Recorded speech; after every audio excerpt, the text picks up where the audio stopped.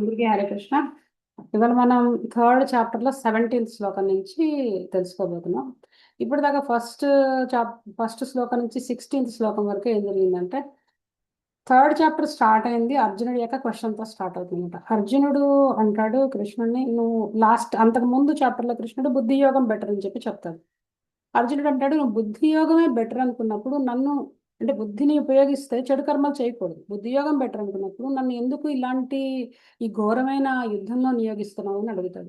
అక్కడి నుంచి తర్వాత అడుగుతాడు, నాకు నీ యొక్క ఇన్స్ట్రక్షన్స్ అంటే కాంట్రడిక్టరీ ఇన్స్ట్రక్షన్స్ ఉన్నాయి, అంటే ఒకసారి చేయమని చెప్తావు, ఒకసారి చేయొద్దని చెప్తావు, నేను ఇంతకీ ఏం చేయాలి, యుద్ధం చేయాలా వద్దా అని మళ్ళీ డౌట్ వస్తుంది అర్జునుడికి. సో ఒక వినయం కలిగిన శిష్యుడిలాగా ఆ యొక్క డౌట్ని తన గురువు అయిన కృష్ణుడి ముందు పెట్టి, నువ్వు నాకు సరిగ్గా గైడ్ చేయి, ఏది బెటర్, ఇప్పుడు నేను ఏం చెయ్యాలి అని చెప్పి అడుగుతాడనమాట. అక్కడి నుంచి కృష్ణుడు ఎక్స్ప్లెయిన్ చేయడం స్టార్ట్ చేస్తాడు. 2 రకాల మనుషులు ఉంటారు లోకంలో. ఒకళ్ళు జ్ఞానయోగపతి, అంటే ఒకళ్ళు పని వదిలేస్తారు, పని వదిలేసి జ్ఞాన సముపార్జనలో నిమగ్నం అవుతారు. వాళ్ళకి ఇంకా పని ఏం చేయరు అనమాట. రెండో రకమైన మనుషులు ఏంటంటే పనిలో ఉండి, అంటే కర్మ చేస్తూనే, విహిత కర్మలు చేస్తూనే వాళ్ళు ఫలితాన్ని ఆశించకుండా పనిచేయడం చేస్తారు. అది కూడా భగవంతుడిని కనిపే దారి అనమాట, కర్మయోగం లేదా జ్ఞానయోగం. 2 రకాల మనుషులు ఉంటారని చెప్పాడు. ఒకళ్ళు పని వదిలేస్తారు, ఒకళ్ళు పని చేస్తూ ఉంటారు అనమాట, డ్యూటీ చేస్తుంటారు. కానీ పని వదిలేయాలి అంటే ఇక్కడ ఏంటంటే, పని వదిలేయడానికి మెచ్యూరిటీ కావాలి, స్పిరిచువల్ మెచ్యూరిటీ కావాలి, హార్ట్ ప్యూరిఫై అవ్వాలి. పని ఎలా పడితే ఎలాగా, నాకు ఇప్పుడు నాకు జీవితం మీద, సంసారం మీద విరక్తి కలిగింది, నేను సన్యసించేస్తున్నాను అని చెప్పి వెళ్ళిపోవడానికి లేదన్నమాట. హార్ట్ ప్యూరిఫై కాకుండా సన్యసించకూడదు. అంటే సన్యసించడం అంటే పనిని వదిలేయకూడదు అన్నమాట, హార్ట్ ప్యూరిఫై కాకుండా. అలా హార్ట్ ప్యూరిఫై కాకుండా పనిని కనుక వదిలేస్తే వాళ్ళు ఏంటంటే ఒక మిథ్యాచారం చేసినట్టు అవుతారు అన్నమాట. అంటే బయటికేమో సన్యసించినట్టు సన్యాసి డ్రెస్సుల్లో కనిపిస్తారు, లోపల యాక్చువల్గా కోరికలు ఉంటాయన్నమాట. ఇంకా కోరికలు తీర్చుకోవడం కోసం దొంగదారులు వెతుకుతుంటారు. సో ప్రిటెండర్ అని చెప్పి చెప్తారు కృష్ణుడు వాళ్ళు. అలాగా దొంగచాటు బతికే కన్నా బెటర్ నీ పని చేస్తూ నీ కోరికలు తీర్చుకుంటూ నువ్వు స్లోగా మోక్ష మార్గం వైపునాడు అని చెప్పి చెప్తాడు. అంటే అది ఒక పార్ట్. ఇప్పుడు అలా చెప్పిన తర్వాత ఫైనల్గా కృష్ణుడు ఇంకొక మాట చెప్తాడు అనమాట, ఇంతకన్నా better way of doing thing, అంటే ఇంకా బెటర్ వేలో పని ఎలా చేయొచ్చు అంటే, జస్ట్ పని చేసి ఫలితాన్ని వదిలేయకుండా, ఫలితాన్ని ఆశించకుండా పని చేయడం కన్నా కూడా better way of doing work ఉందని చెప్పి చెప్తాడు. అది యాక్చువల్గా కర్మయోగం తాలూకు ఎసెన్స్ అనమాట. అది ఎవరికైనా గుర్తుందో, ఒక పాయింట్ చెప్పాను నేను, 9th శ్లోకంలో వస్తుంది. ఎవరికైనా గుర్తుంది? 9th శ్లోకంలో చెప్తాడు, పనిని ఎలా చేయాలని చెప్తారనమాట. యజ్ఞ రూపంలో పనిని చేయాలని చెప్తాడు, యజ్ఞార్థ కర్మ చేయడం చెప్తాడనమాట. ఆ యజ్ఞ సైకిల్ గురించి తన ఎక్స్ప్లెయిన్ చేస్తాడు. ఈ యజ్ఞం అంటే ఏంటంటే బేసిక్గా మనం మన యొక్క కృతజ్ఞతని, అంటే గ్రాటిట్యూడ్ని ఎక్స్ప్రెస్ చేయడం అనమాట భగవంతుడికి. మనకి ఈ భౌతిక దేహం ఇచ్చాడు, దేహం ఇచ్చి దానికి తగిన ఏర్పాట్లన్నీ ఇచ్చాడు, అన్ని మనకి అంతా సెటప్ చేసి పెట్టాడు ఇక్కడ ఈ ప్రపంచంలో బతకడానికి. సో అందుకని కృతజ్ఞతగా యజ్ఞ రూపంలో మనం భగవంతుడికి అర్పణ చేసి తీసుకోవాలన్నమాట. దాని యొక్క ఏదైతే ఆయన ఇచ్చే మర్సీ ఏదైతే ఉంటుందో దాన్ని తీసుకోవాలన్నమాట. ఈ యజ్ఞ రూపంలో పని ఏదన్నా యజ్ఞ రూపంలో చేయడం అలవాటు చేసుకోమని చెప్పాడు. యజ్ఞం అంటే ఏంటంటే భగవంతుని ప్లీజ్ చేయడం అన్నమాట. అలా కనుక నువ్వు యజ్ఞ రూపంలో పని చేయలేకపోతే అట్లీస్ట్ దేవీ దేవతల సంతృప్తి చేయి, అంటే దేవీ దేవతలకి వర్షిప్ చెయ్యి, ఆ వాళ్ళకి యజ్ఞ రూపంలో వాళ్ళని సాటిస్ఫై చేస్తే వాళ్ళు నన్ను సాటిస్ఫై చేస్తారని చెప్పి యజ్ఞ చక్రం గురించి ఎక్స్ప్లెయిన్ చేస్తాడనమాట. ఆ యజ్ఞ చక్రం గురించి మనం మాట్లాడుకున్నాం ఆల్రెడీ, నేను దాన్ని టచ్ చేయట్లేదు. యజ్ఞ చక్రంలో బేసిక్గా మన మన యొక్క డిపెండెన్సీ, ఫుడ్ మీద మన డిపెండెన్సీ, ఆ ఫుడ్ వర్షం వల్ల పడుతుంది, వర్షం యజ్ఞం వల్ల వస్తుంది. యజ్ఞం అనేది మనిషి యొక్క విహిత కర్మ అనమాట, యజ్ఞం కంపల్సరీ చేయాలని చెప్పి చెప్పారు. ఎక్కడ చెప్పారంటే వేదాల్లో చెప్పారు, వేదాలు ఇచ్చింది భగవంతుడు. సో మనకి ఏదైతే యజ్ఞ రూపంలో యజ్ఞం చేయడం వల్ల వర్ష రూపంలో ఏవైతే పంటలు పండుతాయో మళ్ళీ దాన్ని తిరిగి భగవంతుడికి అర్పించాలన్నమాట. సో బేసిక్గా ఏం చెప్తున్నాడు, ఫుడ్ని ఆఫర్ చేసి తినండి, బేసిక్ యాక్టివిటీ చెప్పాడు అనమాట. కర్మయోగంలో బేసిక్ యాక్టివిటీ అంటే ఫుడ్ని ఆఫర్ చేసి తినడం అలవాటు చేసుకోవాలన్నమాట. అప్పుడు ఏంటంటే ఆ ఫుడ్లో ఉండే పాపం ఏదైతే ఉంటుందో మనకు తెలియకుండా మనం ఆ జీవుల్ని, వెజిటేరియన్ ఫుడ్ కూడా జీవులే కదా, వాటిని చంపి తినడం వల్ల వచ్చే పాపం ఏదైతే ఉంటుందో అది పోతుంది, ఎందుకంటే భగవంతుడికి అర్పిస్తాం కాబట్టి అది మనకు అంటుంది అని కృష్ణుడు తర్వాత చెప్పారు. ఈ యజ్ఞ చక్రాన్ని ఎవరైతే పాటించారో వాళ్ళు పాప జీవనంలో అవుతారని చెప్పి చెప్తారు అన్నమాట. నితేష్ గారు హరే కృష్ణ అండి. ప్రతి ఒక్కళ్ళ యొక్క డ్యూటీ ఏంటంటే యజ్ఞం చేయాలి. ఈ యజ్ఞం కంటిన్యూ కాకపోతే తర్వాత ఏం జరుగుతుందంటే పాపజీవనుడు అవుతాడు. తర్వాత నెక్స్ట్ లైఫ్లో ఈ ఏవైతే ఫెసిలిటీస్ ఉంటాయో అవన్నీ కట్ అయిపోతాయని చెప్పుకున్నాం కదా. ఇవాళ సెక్షన్లో ఏంటంటే ఈ యజ్ఞ చక్రం నుంచి కొంతమందికి ఎగ్జామ్షన్ ఉందన్నమాట. ఆ ఎగ్జామ్షన్ ఎవరైతే అంటే కొంత సెక్షన్ ఆఫ్ పీపుల్కి ఈ యజ్ఞం చేయాల్సిన అవసరం లేదనమాట. అది ఎలా అనేది చూద్దాం. ఇప్పుడు ఒక 17th శ్లోకం నుంచి స్టార్ట్ చేస్తున్నాం. అంటే ఎగ్జామిషన్ అనమాట. ఈ రూల్కి యజ్ఞ సైకిల్లోకి వాళ్ళు అసలు రానే రారనమాట. ఎలా రారనేది చూద్దాం. 17th శ్లోకం 18th శ్లోకం కలిపి చదువుదాం. స్క్రీన్ ఇంకా రాలేదు.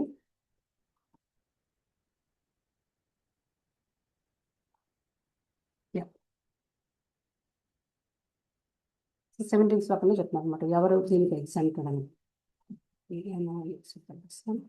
వచ్చిందండి స్క్రీన్? వచ్చింది.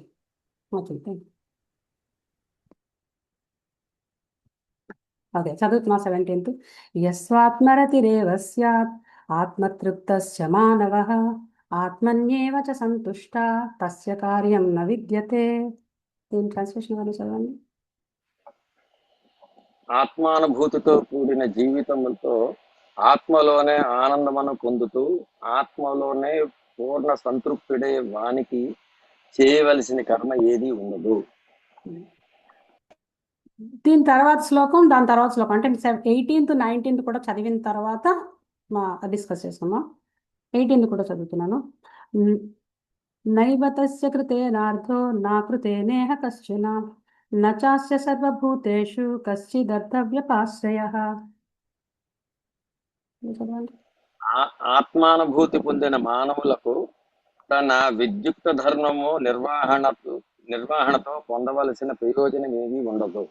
ఏమైనాను అట్టి కర్మను నిర్వర్తింపక పోవుటకు కారణము గాని ఇతర జీవులపై ఆధారపడవలసిన అవసరం గాని ఉండనిది అతనికి ఉండదు. 19 కూడా చదివిన తర్వాత డిస్కస్ చేద్దాము. తస్మాదసక్తః సతతం కార్యం కర్మ సమాచర అసక్తో హ్యాచరన్ కర్మ పరమాప్నోతి పురుషః. అందుచే కర్మఫలము పట్ల ఆసక్తి లేకుండా మానవుడు తన ధర్మముగా భావిస్తూ కర్మలను ఆచరింపవలను. ఎందుకనగా ఆసక్తి లేకుండా కర్మ చేయుట ద్వారా మానవునికి పరమ సత్యమును పొందును. ఓకే, ఇందులో ఈ యజ్ఞ చక్రం నుంచి ఎగ్జామ్షన్ ఎవరికంటే ఎవరైతే ఆత్మతృప్తితో ఉంటారో, అంటే వాళ్ళు ఎవరైతే యాక్చువల్గా ప్యూర్ డివోటీస్ అనమాట, కంప్లీట్గా ఆత్మయందే ఆనందాన్ని పొందుతూ ఉంటారో వాళ్ళు ఈ యజ్ఞాలు చేయాల్సిన అవసరం లేదు. అంటే వాళ్ళు దేవీ దేవత ఆరాధన వాళ్ళకి అవసరం లేదు. ఈ యజ్ఞం ద్వారా దేవీ దేవతల్ని సంతృప్తి పరచాల్సిన అవసరం లేదనమాట వాళ్ళకి. ఎందుకంటే వాళ్ళు నిత్య యజ్ఞాచరణ చేస్తూ ఉంటారు అన్నమాట. స్పెషల్గా దేవీ దేవత ఆరాధన కాకుండా వాళ్ళు యాక్చువల్గా నిత్య యజ్ఞం చేస్తుంటారు. ఎలాగంటే వాళ్ళు భగవద్ ఆరాధన చేస్తుంటారు అన్నమాట. 24/7 వాళ్ళు భగవంతుడినే సాటిస్ఫై చేస్తుంటారు అన్నమాట. వాళ్ళకి ఏంటంటే వాళ్ళ బేసిక్ నెసెసిటీస్ కోసం వాళ్ళకి ఏదైతే ఈ అన్నము ఇవన్నీ దేవీ దేవతల ద్వారా సమకూరుతున్నాయని చెప్పినా అవన్నీ యాక్చువల్గా వాళ్ళ మీద డిపెండ్ అవ్వట్లేదు అనమాట. ఎందుకంటే వాళ్ళు డైరెక్ట్గా సుప్రీం లార్డ్ని వర్షిప్ చేయడం వల్ల ఏమవుతుందంటే ఆయనే వాళ్ళ యొక్క అవసరాలని చూసుకుంటాడు అనమాట. కృష్ణుడు భగవద్గీతలో చెప్తారు కదా, అనన్యాస్ చింతయంతో మా యోజన పరివిపాస్తే తేషాం నిత్యాభియుక్తానం యోగక్షేమం వహామ్యహం అంటాడు. డైరెక్ట్గా సుప్రీం లార్డ్నే పూజిస్తున్న వాళ్ళకి ఏంటంటే వాళ్ళ యొక్క యోగక్షేమాలు వాళ్ళకి ఏం కావాలో అన్ని ఆయనే స్వయంగా చూసుకుంటారు అనమాట. ఇంకా దేవీ దేవతలతో పని లేదనమాట వాళ్ళకి. సో వాళ్ళు నిత్యం 24/7 భగవంతుడిని యజ్ఞ రూపంలో అర్చిస్తూనే ఉంటారు. ఏదో ఒక రూపంలో ఆయన్ని సాటిస్ఫై చేయడం కోసం వాళ్ళ లైఫ్ అంతా ఉంటున్నారు. వాళ్ళు ప్యూర్ డివోటీస్ అనమాట యాక్చువల్గా చెప్పాలంటే. సో వీళ్ళకి ఏంటంటే వాళ్ళకి ఏ విధమైన భౌతికమైన కోరికలే ఉండవు. వాళ్ళు కేవలం వాళ్ళ యొక్క ప్రతి పని అంటే భగవంతుడిని సాటిస్ఫై చేయడం అన్నమాట. ఏ పని చేసినా సరే భగవంతుడి సాటిస్ఫాక్షన్ కోసమే పనిచేస్తూ ఉంటారు అనమాట. భగవత్ ప్రీత్యర్థమే వాళ్ళ పని అంతా ఉంటుంది అనమాట. వాళ్ళకి పాప పుణ్యాలతో సంబంధం లేదు. తీర్చుకోవాల్సిన కోరికలు ఏమి ఉండవు. కంప్లీట్గా ఆత్మతృప్తిని కలిగి ఉంటారు అనమాట వాళ్ళు. సో అలాంటి వాళ్ళకి ఇంకా చేయాల్సిన పని ఏది లేదు అని చెప్తున్నాడు అనమాట.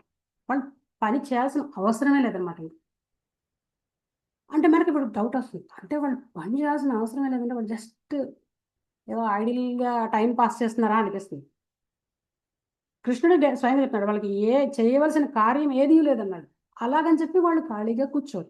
చేయవలసిన కార్యం ఏదీ లేకపోయినప్పటికీ కూడా వాళ్ళు పని చేస్తూ ఉంటారు అన్నమాట. అది 19th శ్లోకంలో చెప్పిన మాట అనమాట. వాళ్ళు ఏం చేస్తారంటే వాళ్ళకి ఈవెన్ దో వాళ్ళకి ఏ పని ఇలాంటి ఈ దేవీ దేవతారాధన యజ్ఞ రూపంలో వాళ్ళు చేయాల్సిన పనులు పంచమహాయజ్ఞాలు ఏం చేయాల్సిన అవసరం వాళ్ళకి లేదు. కానీ వాళ్ళు చేస్తున్నట్టు కనిపిస్తారు అనమాట. ఎందుకని అంటే వేరే వాళ్ళకి వాళ్ళు ఎగ్జాంపుల్గా నిలవడం కోసం వాళ్ళు పని చేస్తూ ఉంటారు. రిజల్ట్ మీద ఏ మాత్రం అటాచ్మెంట్ ఉంటుంది అనమాట వాళ్ళకి.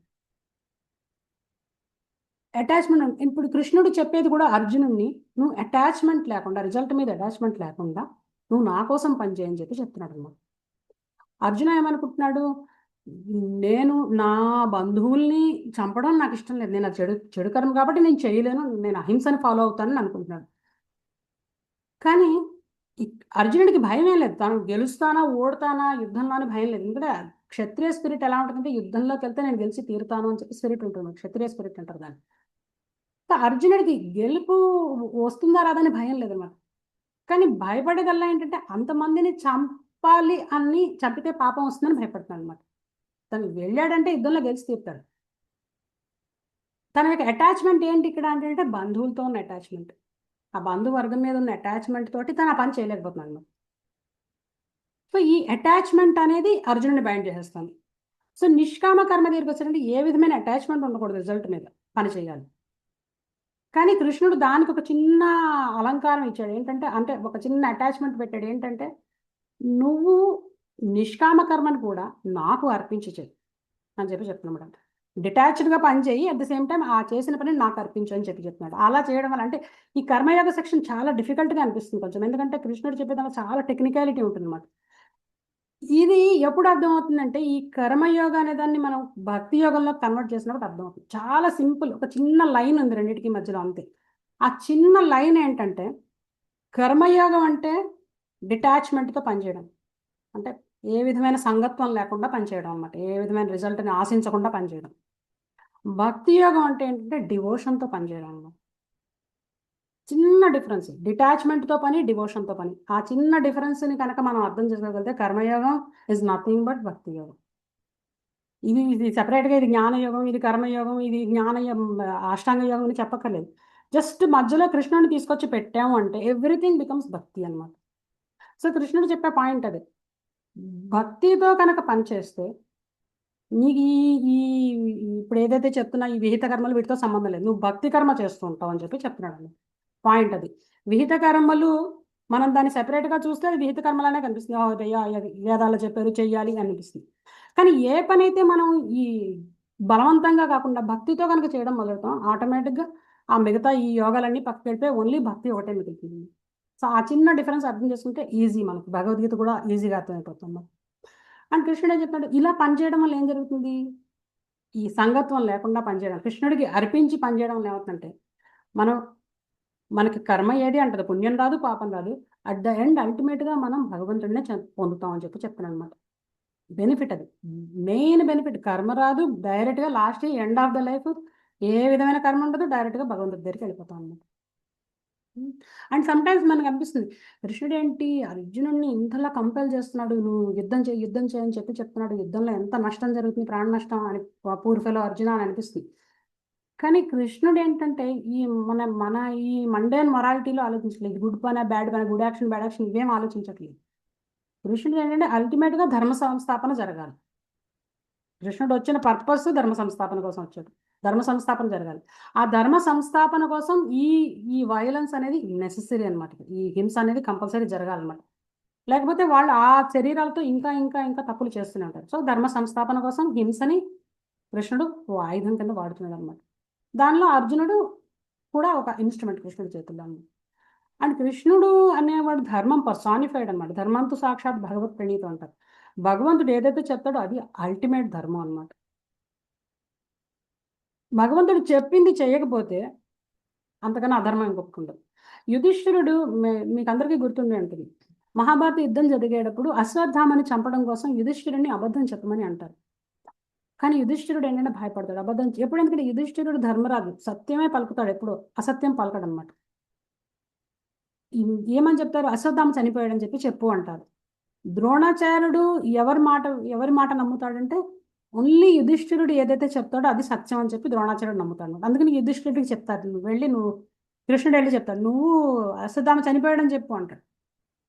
యుధిష్ఠిరుడు అంటే నేను బాబు నేను చెప్పలేను, అది అబద్ధం, నేను చెప్పలేను అలాగా అంటే, అయితే ఓ పని చెయ్యి, అశ్వత్థామని ఏనుగు చనిపోతుంది అనమాట. అశ్వత్థామ చనిపోయింది, ఆ చనిపోయింది ఏనుగని నువ్వు చెప్పు అని అంటాడు అనమాట.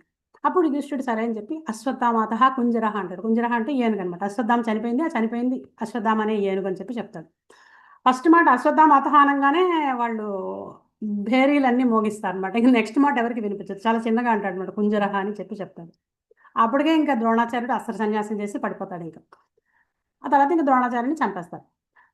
కానీ ఇక్కడ చూడండి, యుధిష్ఠిరుడు ఎంత సత్యవాక్య పరిపాలకుడు, లాస్ట్లో యుధిష్ఠిరుడు కూడా నరకాన్ని చూస్తాడు వెళ్ళి, జస్ట్ చూడాల్సి వస్తుంది. ఎందుకని అంటే అందరూ అంటారు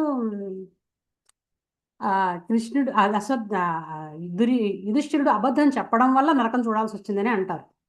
కానీ యాక్చువల్గా కాదు, అబద్ధం చెప్పడం వల్ల చూడలేదు, ఈ అశ్వత్థామాత అని అబద్ధం చెప్పడం వల్ల చూడలేదు. కృష్ణుడు చెప్పమని చెప్పిన తర్వాత కూడా ఆలోచిస్తాడు చూసారా, అందుకని వెళ్ళాల్సి వచ్చిందని అంటారు.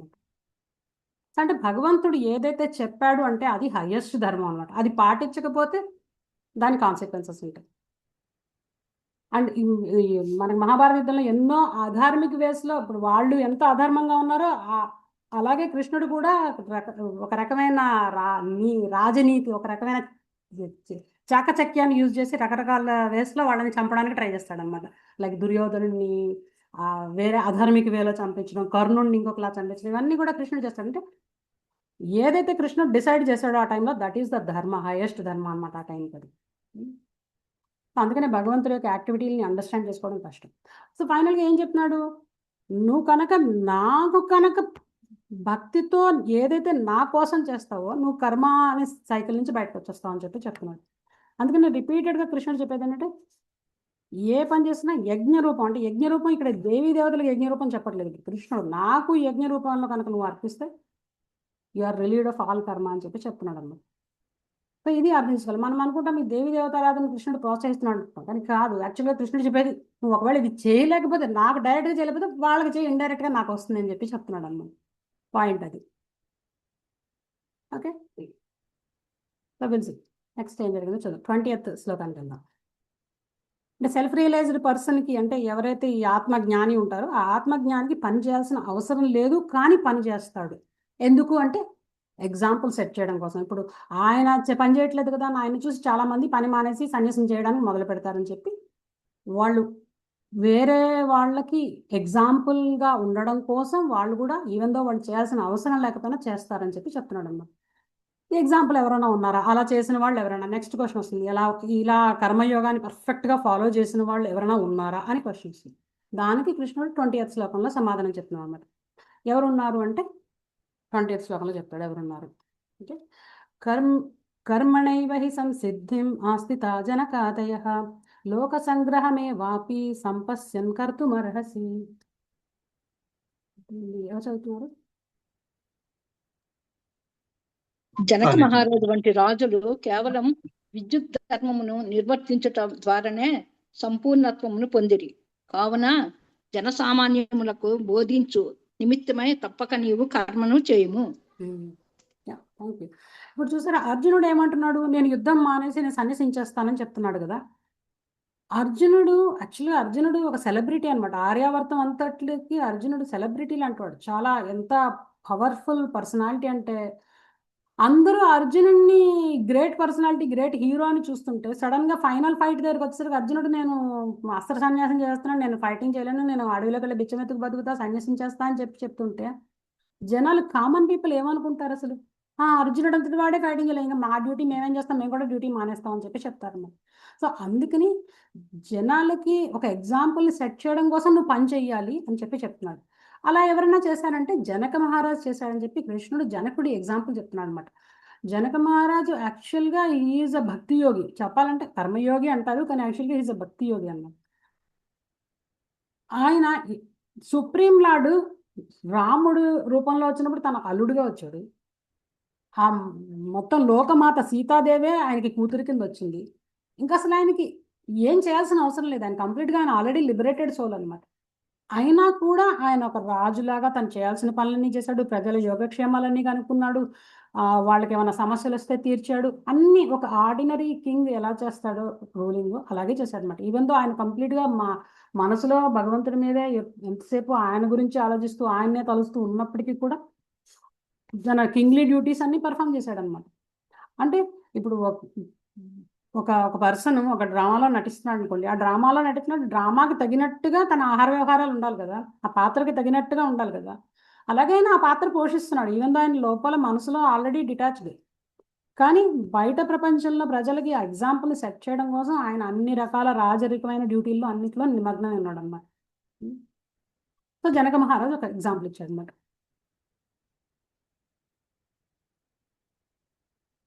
తర్వాత ఇంకా నెక్స్ట్ ఎవరు ఎగ్జాంపుల్ ఇస్తున్నాడో చూద్దాం. ఈ పేజీ తిప్పకుండా ఇంకెవరైనా అలా ఉన్నారా? ఈ ఈ భౌతిక ప్రపంచంలో ఎవరైనా అలా వచ్చి ఈవెన్ దో పని చేయాల్సిన అవసరం లేకపోయినా జనాలకి ఎగ్జాంపుల్ సెట్ చేయడం కోసం ఎవరైనా అలా పనిచేసిన వాళ్ళు ఎవరైనా ఉన్నారా? చెప్పండి.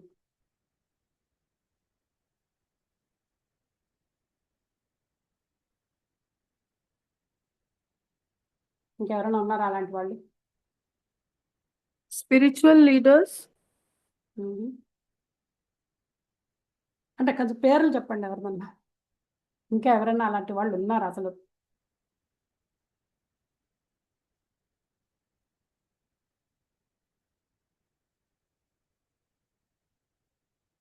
ఓకే, ఎవరంటే స్వయంగా భగవంతుడే. నెక్స్ట్ పేజ్ ఇద్దాం. స్వయంగా భగవంతుడే ఆయన ఈ భౌతిక ప్రపంచంలోకి వచ్చినప్పుడు కూడా ఈవెన్ దో ఆయనకి ఏ పని చేయాల్సిన అవసరం లేదు, కానీ ఆయన ప్రజలకి ఎగ్జాంపుల్ సెట్ చేయడం కోసం ఎన్నో రకాల పనులు చేశాడు ఆయన కూడా, తెలుసా? అది తర్వాత వస్తుంది. ఇప్పుడు ఎందుకని ఇలా చేస్తారని చెప్తున్నా అంటే, ఎవరైతే నెక్స్ట్ శ్లోకం చెప్తారు, ఈ చాలా ఇంపార్టెంట్ శ్లోకం, 21 శ్లోకం, చాలా ఇంపార్టెంట్ శ్లోకం. వాళ్ళు ఎందుకు అలా చేస్తారు అంటే జనాలకు ఎగ్జాంపుల్ సెట్ చేయడం కోసం అన్నారు కదా, అదే సేమ్ థింగ్ ఇక్కడ కృష్ణుడు చెప్తున్నారు. యద్యదాచరతి శ్రేష్ఠ తత్తదేవేతరో జనః సయత్ ప్రమాణం కురుతే లోకస్తదను వర్తతే. దీని ట్రాన్స్లేషన్ చదవండి. శ్రేష్ఠుడైన వ్యక్తి ఏ కార్యం చేస్తే సామాన్య జనులు దానిని అనుసరిస్తారు. ఉత్తమమైన కర్మల ద్వారా అతడు దేనిని ప్రమాణంగా నెలకొల్పుతాడో దానిని లోకమంతా అనుసరిస్తుంది. సరే, ఎవరైతే గ్రేట్ పర్సనాలిటీ, ఎవరైతే లీడర్ లాంటి వాళ్ళు ఉంటారో, లీడర్షిప్ క్వాలిటీస్ ఎవరైతే ఉంటాయో వాళ్ళకి, వాళ్ళు ఏ పని అయితే చేస్తారో వేరే వాళ్ళు దాన్ని అనుసరిస్తారు అనమాట. కామన్ పీపుల్ దాన్ని ఫాలో చేస్తారు. ఇప్పుడు మనకి సినిమా హీరోలు ఉన్నారు, వాడు ఏదన్నా ఒక ట్రెండ్ సెట్ చేశాడు అనుకోండి, నార్మల్ పీపుల్ అంతా అదే ఫాలో చేస్తారు. స్టూడెంట్లు, మామూలు కామన్ పీపుల్ అంతా అదే ఫాలో చేస్తారు. అంటే లీడర్షిప్ రోల్లో ఉన్నవాళ్ళు, నలుగురికి ఆదర్శప్రాయంగా ఉండేవాళ్ళు ఏదైతే చేస్తారో ఆటోమేటిక్గా కామన్ పీపుల్ దాన్ని ఫాలో చేస్తారు. యాక్చువల్గా మనం అనుకుంటాం అంత లీడర్షిప్ ఉన్నవాళ్ళు, లీడర్షిప్ క్వాలిటీస్ ఉన్నవాళ్ళు లీడర్లే చెయ్యాలేమో అని అనుకుంటాం, కానీ యాక్చువల్గా ప్రతి వాళ్ళు ఒక న్యాచురల్ లీడర్. మీరు ఒక ఫాదర్ కావచ్చు, ఒక మదర్ కావచ్చు, లేకపోతే ఒక సిస్టర్ కావచ్చు, బ్రదర్ కావచ్చు, ప్రతి వాళ్ళు తన కింద ఉన్న వాళ్ళకి వాళ్ళు లీడర్షిప్ క్వాలిటీస్ని చూపించవచ్చు అనమాట. అందరూ న్యాచురల్ లీడర్స్ చెప్పాలంటే సమాజంలో. మన కేసు చూసే వాళ్ళకి మనం ఎలాంటి బిహేవియర్ని మనం అనుసరిస్తున్నాం, ఎలాంటి బిహేవియర్ని వాళ్ళకి చూపిస్తున్నాం అనే దాని మీద వాళ్ళు కూడా దానిలో నడుచుకోవడానికి అవకాశం ఉంటుందండి. ఓకే, అది ఇంపార్టెంట్. అది మహాత్మా గాంధీ ఎగ్జాంపుల్ మీకు అందరికీ గుర్తుండే ఉంటుంది. గాంధీ గారి దగ్గరకు ఒక ఆవిడ వచ్చి, గాంధీ గారు మా అబ్బాయి బెల్లం తింటాడండి, అబ్బాయికి ఎంత చెప్పినా మానట్లేదంటే ఆయన ఏమంటాడంటే, నువ్వు 2 రోజుల తర్వాత రమ్మా అని చెప్తాడు. చెప్పిన తర్వాత ఆవిడ 2 రోజుల తర్వాత వస్తే ఆయన అంటాడు, గాంధీ గారు ఆ పిల్లలకి, బాబు బెల్లం తినకూడదు, మంచిది కాదు, పళ్ళు పాడైపోతుంది అంటే సరే అని మానేస్తాడు. ఆవిడ అడుగుతుంది, 2 రోజుల క్రితం నేను వచ్చినప్పుడు ఇదే మాట చెప్పొచ్చు కదా, ఇప్పుడు ఎందుకు చెప్పారంటే గాంధీ అంటాడు, ముందు నేను మానేయాలి కదా అంటాడు. అంటే లీడర్ అనేవాడు ఫస్ట్ తను ఆచరించి చూపించాలన్నమాట. ఆచరిస్తేనే చెప్పినప్పుడు దాంట్లో ఆ పొటెన్సీ ఉంటుందన్నమాట. తను ఆచరించకుండా, ఆచార్యుడు అంటే ఆచరించి చూపించేవాడిని ఆచార్యుడు అంటారు. సో ఏదైతే మనం చేస్తామో అది అవతల వాళ్ళు ఫాలో చేయడానికి వీలుగా ఉండాలన్నమాట. సో దట్స్ వై ప్రభుపాద్ కూడా, ఈవెన్ ద ప్రభుపాద్ యాక్చువల్గా ప్యూర్ డివోటీ. ఆయన 24/7 ఆయన భగవంతుడి నామాలు జపిస్తూనే ఉంటారు. కానీ ఆయన మనందరికీ ఒక రైట్ ఎగ్జాంపుల్ సెట్ చేయడం కోసం ఆయన కూడా తన బీడ్స్ మీదే చాంట్ చేయడం మొదలుపెట్టాను. బీడ్స్ మీద 16 రౌండ్లు ఆయన పర్ఫెక్ట్గా కూర్చొని ఫినిష్ చేశారు అన్నమాట. అందరూ అడుగుతారు బీడ్స్ మీద చాంట్ చేయాలా అంటే ఎస్ చేయాలి, ఎందుకంటే ఆయన ఆచరించి చూపించారు బీడ్స్ మీద చేయాలి. ఎందుకంటే మనం ఎన్ని కౌంట్ చేస్తున్నా మనకు తెలియదు, నెంబర్ మొదలు పెట్టామంటే 108 ఎప్పుడైందో తెలియదు. అందుకని బెటర్ ఏంటంటే ఫోకస్ మంత్రం మీద పెట్టడం కోసం మనకి బీడ్స్ అనేది పెట్టారు. మనం కౌంట్ చేయాల్సిన అవసరం లేదు, లేకపోతే ఫోకస్ కౌంటింగ్ మీద ఉంటుంది అన్నమాట. అందరూ అడుగుతారు కదా మనసులోనే చాంట్ చేసుకుంటాను ఎలా చెప్తారు కదా, దానికోసం ఇది చెప్పాను నేను. సో ఆచరించి చూపిస్తారు, ఆచార్యులు ఎప్పుడు ఆచరించి చూపిస్తారు అన్నమాట.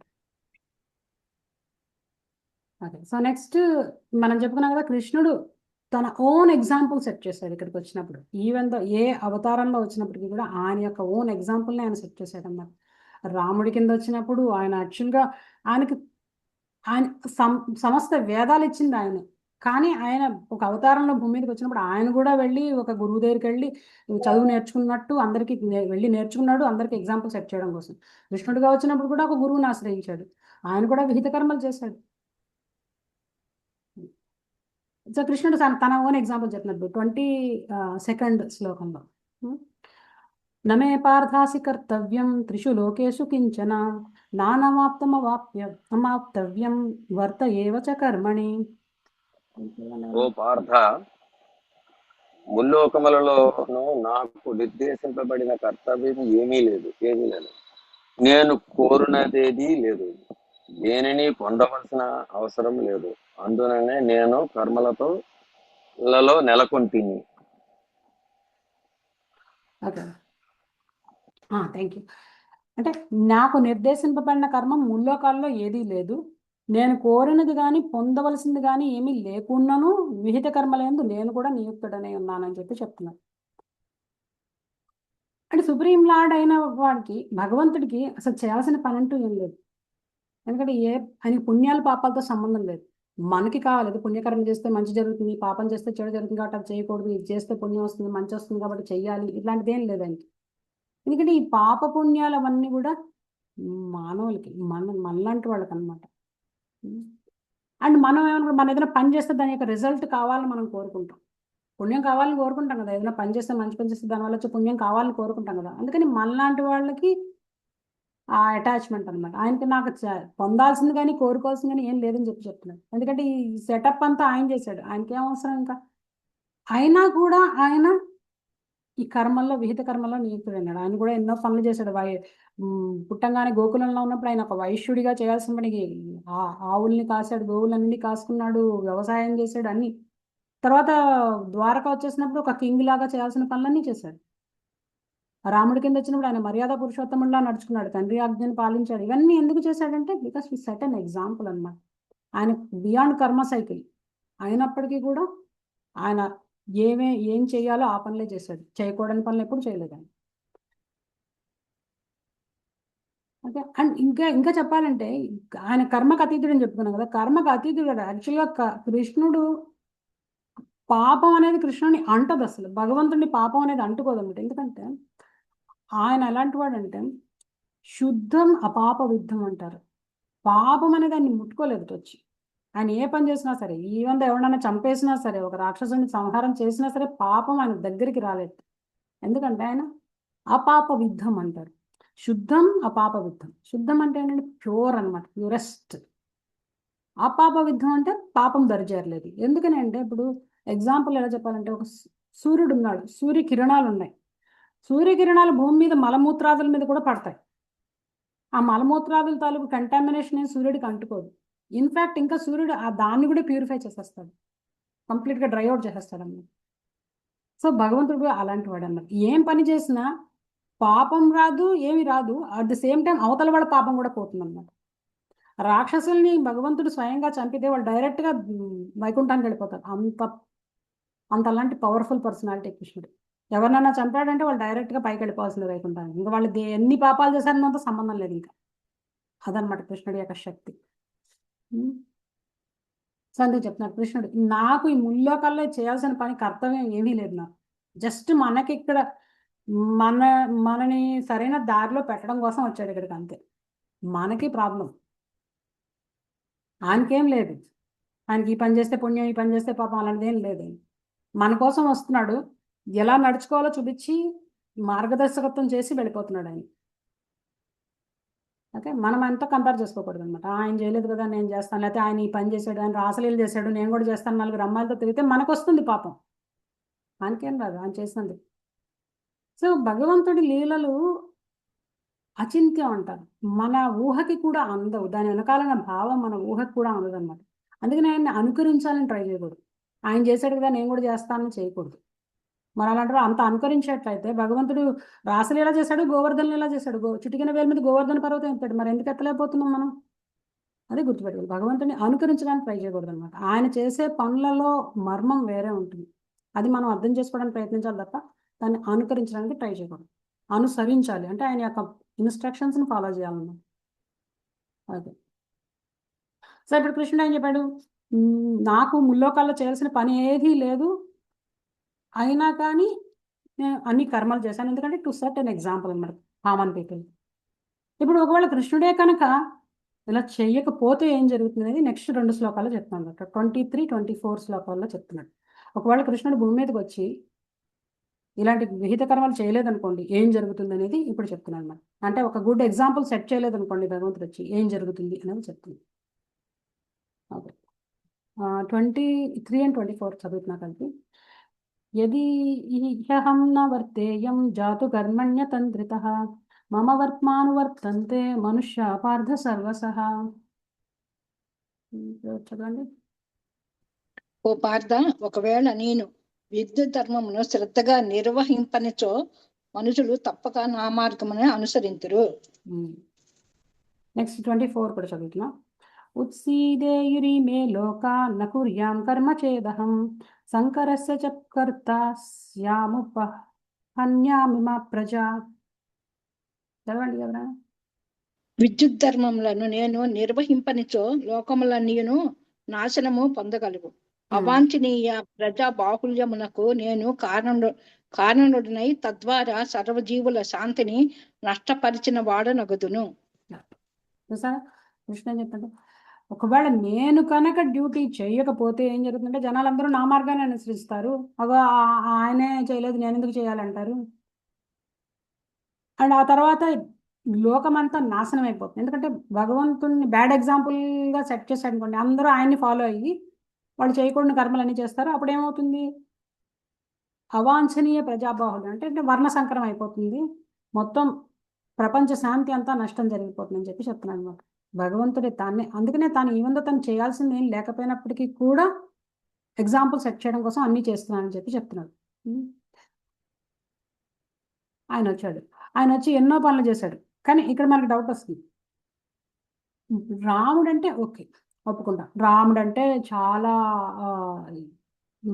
మర్యాద పురుషోత్తముడిలా నడుచుకున్నాడు వచ్చి. ఎక్కడ ఆయన యొక్క బిహేవియర్లో, రాముడి యొక్క బిహేవియర్లో ఎవరు ఇంత ఇసర ఫాల్ట్ కూడా పట్టుకోలేరు అనమాట. బట్ కృష్ణుడి దగ్గరకు వచ్చేసరికి ఏంటంటే కృష్ణుడి దగ్గర కొంచెం తేడా ఉందన్నమాట. డ్యూటీస్ చేశాడు, అట్ ద సేమ్ టైం చాలా చిలిపి పనులు చాలా చేశాడు అనమాట. ఇవి అందరూ తీసుకుంటారు, ఇవి పిక్ చేస్తారు అన్నమాట చాలా మంది. కృష్ణుడు వచ్చాడు, చాలా థింగ్స్ చేశాడు, రాసలీల చేశాడు, అటు వస్త్రాపహరణం చేశాడు, ఏమన్నా చాలా గోపికల వస్త్రాలని తీసుకెళ్ళి దాచేసి ఇవన్నీ పనులు చేశాడు కదా. అందరూ ఏం చేస్తారంటే కృష్ణుడు అంటే భగవంతుడిని ఒప్పుకోరు అనమాట. కృష్ణుడిని నో సారీ అంటారు. కృష్ణుడు అంటే ఇలాంటి పనులన్నీ ఎందుకు చేస్తాడు, దేవుడు అయితే ఇలా చేయకూడదు, ఎంత మర్యాదగా ఉండాలి అని చెప్పి అనుకుంటాం. కానీ యాక్చువల్గా కృష్ణుడు ఏంటంటే భగవంతుడి యొక్క చెప్తున్నాను కదా, ఆయన యొక్క లీలల్ని అర్థం చేసుకోవడం చాలా కష్టం. ఆయన ఒక్కొక్కసారి ఒక్కలా బిహేవ్ చేస్తుంటాడు. ఆయన తన ఓన్ పేరు పోయినా సరే భక్తుల్ని రక్షించడంలో ఆయన ఫస్ట్ అడిగేస్తాడు అనమాట. ఫర్ ఎగ్జాంపుల్ ఇప్పుడు కురుక్షేత్ర యుద్ధం జరిగేటప్పుడు కృష్ణుడు ఏం చెప్తాడు, నేను ఆయుధం చేపట్టను అని చెప్పి చెప్తాడు. ఫస్ట్ నేను ఆయుధం చేతపట్టను, నేను జస్ట్ ఊరికే అక్కడ నేను అడ్వైజ్ ఇస్తాను అంతే అని చెప్పి అంటాడు. కానీ భీష్ముడు అర్జునుడి మీద బాణాలు వేయడం మొదలు పెట్టంగానే కృష్ణుడు అన్ని వదిలేస్తాడు. ఇక తను చేసిన ప్రామిస్లు అన్ని పక్కన పడేస్తాడు. వెంటనే రథచక్రం తీసుకుని భీష్ముడి మీదకి వెళ్ళిపోతాడు అనమాట ఫైటింగ్ చేయడానికి. ఆయుధం చేత పట్టనని చెప్పిన వాడు తన భక్తుడికి ఆపద వస్తుందని తెలిసరికి ఆయుధం చేపడతాడు. అంటే భక్తుడిని ప్రొటెక్ట్ చేయడంలో కృష్ణుడు తనకి చెడ్డ పేరు వచ్చినా పట్టించుకోవడం, అది ఆయన యొక్క స్పెషాలిటీ. అందుకనే భగవంతుడు స్వయంగా భూమి మీదకి వచ్చినప్పుడు ఆయన కొన్ని రూల్స్ని ఆయన ఆయన వైలేట్ చేస్తాడు. ఎందుకు చేస్తాడంటే కేవలం భక్తుల కోసం చేస్తాడు అవన్నీ. అది మనం అర్థం చేసుకోలేకపోయాం అనుకోండి, పప్పులో కాలేస్తాం అన్నమాట. అందుకని కృష్ణుడిని అందరూ బ్లేమ్ చేస్తుంటారు అన్నమాట. కృష్ణుడే చెప్తాడు, సెవెంత్ చాప్టర్లో చెప్తాడు, అవజానంతి మా మూఢ మాంసం తనుమాశ్రితం అని చెప్తాడు. మూడులో నన్ను అర్థం చేసుకోలేరు, నేను మనిషి రూపంలో వచ్చినప్పుడు అని చెప్తాడు. ఆయన చేష్టలు కొన్ని ఎలా అనిపిస్తాయంటే మనకి అసలు ఈయన గాడ్ అయినా అనిపించేలా చేస్తాడు. ఎందుకంటే భగవత్ తత్వాన్ని అర్థం చేసుకోవడం చాలా డిఫికల్ట్. జన్మ కర్మ చమే దివ్యం అని చెప్తాడు. నా యొక్క జన్మ, నా కర్మలు చాలా దివ్యమైనవి అని చెప్తాడు. ఎవరైతే తెలుసుకోగలుగుతారో దాని వెనకాలన్న అంతరార్థాన్ని, వాళ్ళకి జన్మ ఉండదని చెప్తాడు. అంటే ఎగ్జామ్ పేపర్ చాలా టఫ్గా ఉంటుంది. భగవంతుడిని అర్థం చేసుకోవాలంటే ఇట్స్ వెరీ టఫ్. సో ఎవరైతే అది బ్రేక్ చేయగలుగుతారో వాళ్ళకి యాక్చువల్గా భగవంతుడి దగ్గరికి వెళ్ళే ఛాన్స్ వస్తుంది అన్నమాట. అందరూ చేయలేరు దాన్ని. అందరూ ఏంటంటే మెటీరియల్ విజన్తో చూసేసరికి ఏంటంటే అర్థం కాడు భగవంతుడు. అంత ఈజీగా అర్థం చేసుకోలేము మనం. ఎప్పుడైతే మనం స్పిరిచువల్ విజన్, భగవంతుడి మీద ఒక ప్రేమ అనేది స్టార్ట్ అయితే అప్పుడు మీకు భగవంతుడు చేసే ప్రతి పని అర్థం అవుతుంది. ఓకే, ఎందుకు చేశాడా, ఇలా చేశాడా, దిస్ ఈజ్ ద రీజనా అని మనకు అప్పుడు అనిపిస్తుంది. లేకపోతే అందరూ బ్లేమ్ చేస్తారన్నమాట భగవంతుడిని. ఆయన ఎందుకు ఇలా చేశాడు, ఎందుకు అలా చేశాడని క్వశ్చన్ చేస్తారన్నమాట. సో అది కృష్ణుడు చెప్తున్నాడు. బట్ ఈవెన్ దో కొన్ని చిలిపి పనులు చేసినప్పటికీ కూడా కృష్ణుడు రైట్ ఎగ్జాంపుల్ సెట్ చేస్తాడు. తను వైశ్యుడి కింద గోకులంలో ఉన్నప్పుడు వైశ్యుడు చేయాల్సిన పనులన్నీ చేశాడు. కృషి, గోరక్ష, వాణిజ్యం, వైశ్యులు చేయాల్సిన పని అదే చేశాడు. తర్వాత అక్కడి నుంచి ద్వారక వెళ్ళిపోయినప్పుడు, మధుర ద్వారక వెళ్ళిపోయినప్పుడు అక్కడ ఒక రాజులాగా ఏం చేయాలో అవే చేశాడు. మళ్ళీ యుద్ధంలో పార్టిసిపేట్ చేశాడు. వాళ్ళ తరపున రాయబారిగా వెళ్ళాడు. ఇవన్నీ కృష్ణుడు చేశాడు. సో ఇది అండర్స్టాండ్ చేసుకోవాలన్నమాట. భగవంతుడిని విమర్శించడానికి ముందు అసలు భగవంతుడు అసలు ఎంతటి గొప్పవాడు అనేది ముందు తెలుసుకోగలిగితే అప్పుడు అసలు విమర్శ అనే మాట రాదన్నమాట. ఇంకా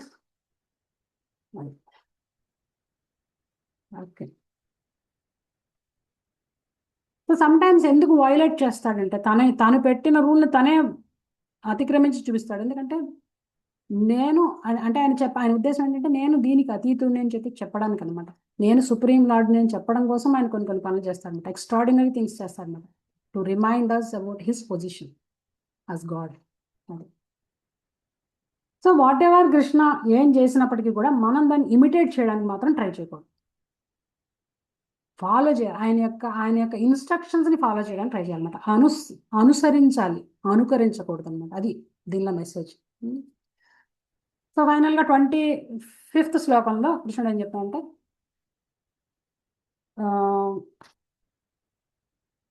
ఎవరైతే విద్వాంసులైన వాళ్ళు ఉంటారో వాళ్ళు జనాలకి ఒక ఎగ్జాంపుల్లా సెట్ చేస్తారు వాళ్ళ యొక్క బిహేవియర్ అని చెప్పి చెప్తారు అన్నమాట.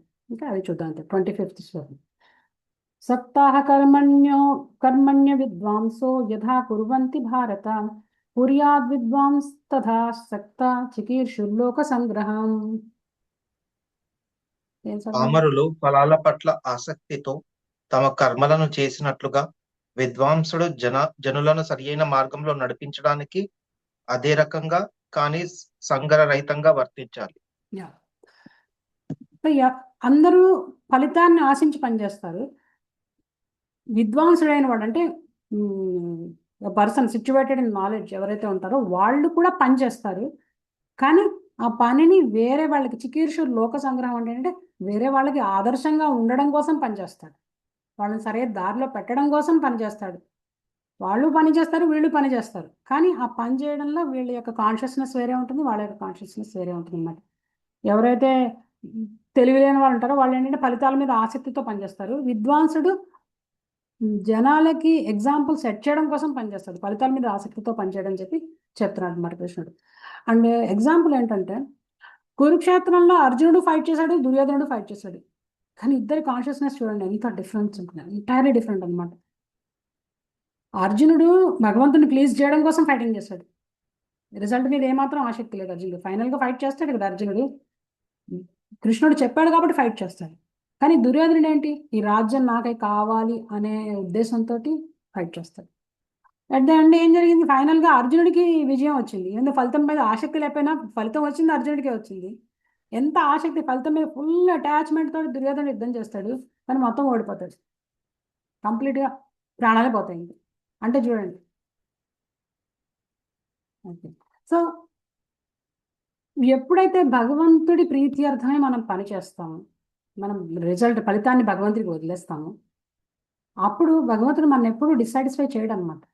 మనం ఎప్పుడైతే భగవంతుని సాటిస్ఫై చేయడానికి ట్రై చేస్తాం మన పని ద్వారా, ఆయన ఆయన కూడా మనని సాటిస్ఫై చేయడానికి ట్రై చేస్తాడన్నమాట. కానీ ఏంటంటే మనకి ఏది మంచో అది ఇస్తాడన్నమాట. సమ్ టైమ్స్ మనకి మనం అనుకునే రిజల్ట్ మనకు మంచిది కాకపోతే అది ఇవ్వడు అనమాట. భగవంతుడితో ఉన్న ఏకైక లక్షణం అదనమాట. మనకి మంచిదైతేనే ఇస్తాడు, లేకపోతే ఇవ్వడు. ఏంది మనం ఎంత గింజుకున్నా ఇవ్వడు అనమాట. అఫ్కోర్స్ ఫలితం మీద ఆసక్తి లేకపోవడం అంటే అదే, ఏం ఆశించకుండా పనిచేయడం అనమాట. సో భగవంతుడు మనకి పని చేసినందుకు ఫలితాన్ని ఇస్తాడు, మనకి ఎప్పుడు అవసరమో అప్పుడు ఇస్తాడు అన్నమాట. ఏది అవసరమో అదే ఇస్తాడు, మనం ఏం డిప్రైవ్ చేయదు. అదే.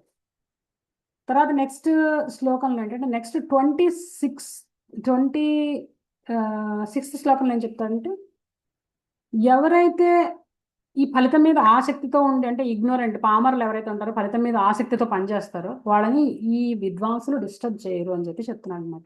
అదే దాని అర్థం 26th శ్లోకం.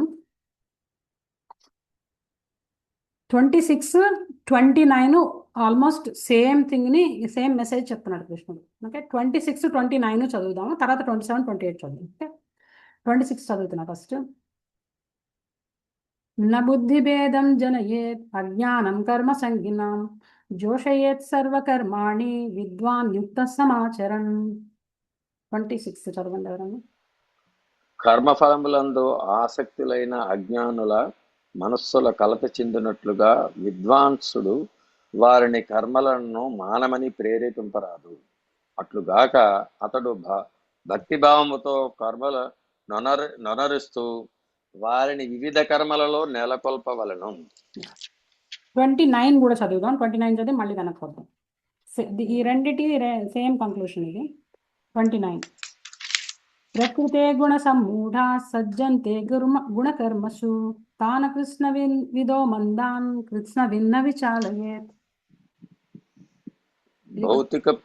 భౌతిక ప్రకృతి గుణములచే మోహితులైన అజ్ఞానులు భౌతిక కర్మలలోనే పూర్తిగా ఆసక్తులై ఉందుదురు. కానీ కర్త యొక్క అజ్ఞాన కారణములను ఆ కర్మలు అధమములైనను జ్ఞానవంతులు వారిని కలత పెట్టరాదు. ఏం చెప్తున్నాడంటే, ఎవరైతే ఇప్పుడు కృష్ణుడు ఈ కర్మయోగంలో కృష్ణుడి పాయింట్ ఏంటంటే ఫలితాలను ఆశించకుండా పని చెయ్యి అని చెప్తున్నాడు కదా. కానీ కొంతమంది ఫలితాలను ఆశించకుండా పని చేయలేరు. వాళ్ళు ఏదైనా పని చేస్తే వాళ్ళకి ఫలితం కావాలని అనుకుంటారు. అందుకని కృష్ణుడు ఏం చెప్తాడంటే, అలా ఉన్న వాళ్ళ ఎవరైతే అజ్ఞానంతో అలా కోరుకుంటారు, సో అలా ఎవరైతే కోరుకున్నారో వాళ్ళని విద్వాంసులైన వాళ్ళు డిస్టర్బ్ చేయరు అని చెప్పి చెప్తున్నాడు అనమాట. At the same time disturb చేయరు, కానీ ఏంటంటే తెలివిగా వాళ్ళని భక్తి కర్మల యందు నియుక్తుల్ని చేస్తారు అని చెప్పి చెప్తున్నాడు. వాళ్ళ అజ్ఞానంతో మనం కర్మ ఫలాలు కావాలని కోరుకుంటాం. అజ్ఞానం ఎందుకు అంటున్నాడంటే కృష్ణుడు, కర్మ ఫలం వచ్చింది అనుకోండి, ఈధర్ పుణ్యం వస్తుంది, పాపం వస్తుంది. పుణ్యం వచ్చినా పాపం వచ్చినా మళ్ళీ భౌతిక జగత్తులో జన్మించాలి. భౌతిక జగత్తు మోక్షం అంటే ఏంటంటే భౌతిక జగత్తు వదిలేసి వెళ్ళిపోవడం. మనకి పుణ్యం వచ్చినా పాపం వచ్చినా మళ్ళీ భౌతిక జగత్తులో తిరిగి రావాలి కదా. ఎవరైతే ఫలితాలను ఆశిస్తారో వాళ్ళు అజ్ఞానులు అని చెప్తున్నాడు. ఫలితం ఆశిస్తే మళ్ళీ తిరిగి రావాలి అని చెప్పి చెప్తున్నాడు అనమాట. ఎవరైతే పండితులైన వారంటే ఇక్కడ యాక్చువల్గా ఎవరైతే అర్థం చేసుకుంటారో ఈ సత్యాన్ని, ఎలాంటి రిజల్ట్ వచ్చినా మళ్ళీ వెనక్కి రావాలి, పుణ్యం వచ్చినా సరే మళ్ళీ భౌతిక జగత్తులో జన్మ తీసుకోవాలని ఎవరైతే అర్థం చేసుకుంటారో వాళ్ళు ఈ అన్ఇంటెలిజెంట్ పీపుల్ని డిస్టర్బ్ చేయరన్నమాట. అండ్ టాప్ ఆఫ్ ఇట్ ఏం చేస్తారంటే, వాళ్ళు తెలివిగా వీళ్ళు చేసే పనులని కొద్దిగా వాళ్ళని భక్తి దాంట్లోకి ఎంగేజ్ చేయడానికి ట్రై చేస్తుంటారు అన్నమాట. ఓకే నీకు ఇష్టం, నీకు ఈ పని చేస్తే నీకు ఇష్టం, నీకు ఈ పని చేస్తే దాని యొక్క ఫలితం నీకు ఇష్టం కదా, ఓకే ఈ పనిని ఇలా చేయని చెప్పి చెప్పుకుంటారు అన్నమాట. స్లోగా భక్తి కర్మల్లో వాళ్ళని నియోగించడానికి ట్రై చేస్తుంటారు. ఎందుకంటే భక్తి అనేది దానికి తెలివితేటతో సంబంధం లేదు. ఎప్పుడైతే మనం కృష్ణుడితో కనెక్ట్ అవుతామో, ఈవెన్ దో మీకు నాలెడ్జ్ లేకపోయినా సరే, ఈవెన్ దో మీరు ఫలితాలు కావాలనుకుంటున్నా సరే, కృష్ణుడితో ఒక్కసారి కనెక్షన్ అనేది స్టార్ట్ అయింది అనుకోండి, ఆటోమేటిక్గా కృష్ణుడు స్లోగా వాళ్ళ లైఫ్లో ఇన్వాల్వ్ అయ్యి వాళ్ళకి యాక్చువల్గా జ్ఞానం ఇస్తాడు, అట్ ద సేమ్ టైం వాళ్ళని ఆ కర్మబంధం నుంచి బయటకు తీస్తాడు. అందుకని భక్తి కర్మల్లోకి స్లోగా ఇంట్రడ్యూస్ చేయడానికి ఎందుకు ట్రై చేస్తారంటే దిస్ ఇస్ ద రీజన్ అనమాట. ఓకే, నువ్వు కృష్ణుడికి అర్పించి ఈ పని చేయి అని మన వేదాల్లో కూడా ఇదే నిర్ణయించబడింది. అంటే వేదాల్లో ఏం చెప్తారంటే ప్రతి దాంట్లోనూ మనం మంత్రాలు చదువుతాం కదా, ఏ పూజ చేసినా ఓం అని స్టార్ట్ చేస్తాం. ఓంకారం అనేది భగవంతుడి తాలూకు అక్షర రూపం. ఓంకారం భగవంతుడి తాలూకు అక్షర రూపం అనమాట. ఓంతో స్టార్ట్ చేస్తాం అన్ని. మళ్ళీ ఏ పూజ చేసినా సర్వం నారాయణయతి సమర్పయమే అంటాం, లేకపోతే కృష్ణార్పణం అంటాం.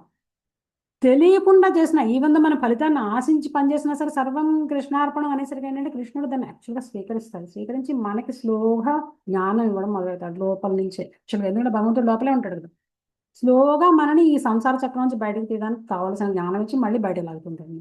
ఆ రీజన్ తోటి ఇవన్నీ చెప్తారు. ఈ విద్వాంసులైన వాళ్ళు ఏం చేస్తారంటే వాళ్ళకి తెలుసు ఏంది విద్వాంసులు అంటే ఇక్కడ నథింగ్ బట్ ప్యూర్ డివోటీస్ అనుకోండి. వాళ్ళకి తెలుసు ఏ పనుల ద్వారా వీళ్ళని ఎంగేజ్ చేస్తే స్లోగా వీళ్ళు మళ్ళీ కనెక్ట్ అయ్యి భగవంతుడితో కనెక్ట్ అవుతారు అన్నట్టుగా చూసి వాళ్ళని ఎక్కువ డిస్టర్బ్ చేయకుండా ఓకే మీరు చేసే పనులు చేయండి అని చెప్పి ఇలా కూడా వాళ్ళని దారి మళ్ళిస్తుంటారు మరి స్లోగా. లేకపోతే ఏం జరుగుతుందంటే ఇప్పుడు మీరు ఈవెన్ దో విద్వాంసుడికి అన్నీ తెలుసు, అంటే ఆ డివోటీకి ప్యూర్ డివోటీకి అన్నీ తెలుసు, ఏ పని చేస్తే ఎలాంటి కర్మాలు ఎలాంటి ఫలితాలు అనుభవించాలి అన్నీ తెలుసు అనమాట. కానీ ముందు ఏం చేస్తారంటే వాళ్ళని ఎంకరేజ్ చేయడం కోసం ఓకే ఇక్కడ ప్రస్తుతం మీరు చేసేవేం మానక్కర్లేదు, జస్ట్ కమ్ టు దిస్. మనం మేము చెప్తాం కదా భగవద్గీత క్లాసులకు రాగానే చెప్తారు, మీరు ఏం చేస్తున్నా మీరు మీట్ తింటున్నా మీరు ఏం మానాల్సిన అవసరం లేదు, జస్ట్ చాంట్ చేయండి అని ఎందుకు చెప్తాం అంటే మీకు కనెక్షన్ కృష్ణుడితో స్టార్ట్ అవుతుంది. ఒక్కసారి కృష్ణుడితో కనెక్షన్ స్టార్ట్ అయితే కృష్ణుడు లీడ్ చేస్తాడు మిమ్మల్ని, మేమేం చేయం ఇక్కడ. నేను జస్ట్ కనెక్షన్ కృష్ణుడితో ఇవ్వడానికి ట్రై చేస్తాం, అక్కడి నుంచి కృష్ణుడు లీడ్ చేస్తాడు మిమ్మల్ని. లోపల నుంచి నాలెడ్జ్ ఆయన ఇస్తాడు. ఏదైనా చేస్తున్నప్పుడు ఒక రకమైన గిల్టీ ఫీలింగ్ ఇవన్నీ తీసుకొచ్చేది ఆయన, ఆ తర్వాత పని ఆయన చేసుకుంటాడు, మేమేం చేయం తర్వాత. ఆ రీజన్ తోటి అనమాట. ఎందుకంటే ఈవెన్ దో మీరు మాంసం తింటున్నా చాంట్ చేయండి ఎందుకు చెప్తానంటే because chanting is the purest form అనమాట. అది ఎప్పుడైతే మీరు మొదలు పెడతారో మీకు డైరెక్ట్గా కృష్ణుడితో కనెక్షన్ వచ్చేస్తుంది. ఇక తర్వాత జరిగేదంతా ఆయన చూసుకుంటాడు, మీకు ఆయనకి మధ్యలో ఉంటుంది అనమాట. స్లోగా మీకు ఆ టేస్ట్ తీసేస్తాడు, స్లోగా మిమ్మల్ని నడిపిస్తాడు. But it takes some time life times కూడా పడుతుంది. ఈ లైఫ్లోనే అన్నీ జరిగిపోవు. కృష్ణుడు ఒకసారి ఎంటర్ అయ్యాడు అంటే లైఫ్ ఆఫ్టర్ లైఫ్ మీతోనే ఉంటాడు, మిమ్మల్ని వదిలిపెట్టడం అనమాట. బట్ ఆ ఇనీషియల్ కనెక్షన్ ఇస్ ఇంపార్టెంట్, అందుకని చెప్తాం అన్నమాట. అండ్ మీరు ఏం చేస్తున్నా మీరేం స్టాప్ చేయాల్సిన అవసరం లేదు, జస్ట్ యాడ్ కృష్ణ అని ఎందుకు చెప్తాం అంటే దిస్ ఇస్ ద రీజన్ అనమాట. కృష్ణుడితో కనెక్షన్ స్టార్ట్ అవుతుంది, అప్పుడు ఆటోమేటిక్గా ఆయన చూసుకుంటారు. అండ్ మీకు పురాణాల్లో కూడా వాల్మీకి స్టోరీ ఉంది. వాల్మీకి పరమ కిరాతకుడు, ఇదివరకు వాల్మీకి అవ్వడానికి ముందు పరమ కిరాతకుడు అనమాట, వేటాడి జీవిస్తూ ఉంటాడు. ఒకసారి నారదుడు కలుస్తాడు ఆయన. నారదుడు శుద్ధ భక్తుడు. నారదుడి జనరల్గా శుద్ధ భక్తుడు ఎంత కిరాతకుడైనా సరే నారదుడిని చూడగానే నారదుడి యొక్క స్టేచర్ చూడంగానే ఆయనకి దండం పెట్టి స్వామి నేను ఏం చేయాలి ఇప్పుడు అని అడుగుతాడు. అప్పుడు నారదుడు తెలివిగా ఎలా ఎంగేజ్ చేయాలా అని ఆలోచిస్తాడు అనమాట. అని ఫస్ట్ రామ అని అంటాడు. రామ అనమంటే కిరాతకుడు కదా, నోరు తిరగదు, రామ అనడానికి రాదనమాట. ఎందుకంటే 24 గంటలు మారో అని చంపుతుంటాడు అందరినీ, నోరు తిరగదు రామ అన్న మాటకి.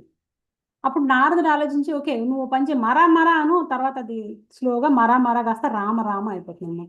సో వాల్మీకి అలా ప్యూరిఫై అయిపోతుంది. అంటే ఈవెన్ దో ఎంత పరమ కిరాతకుడైనా సరే జస్ట్ భగవంతుడి నామాన్ని కనెక్ట్ చేశాడు.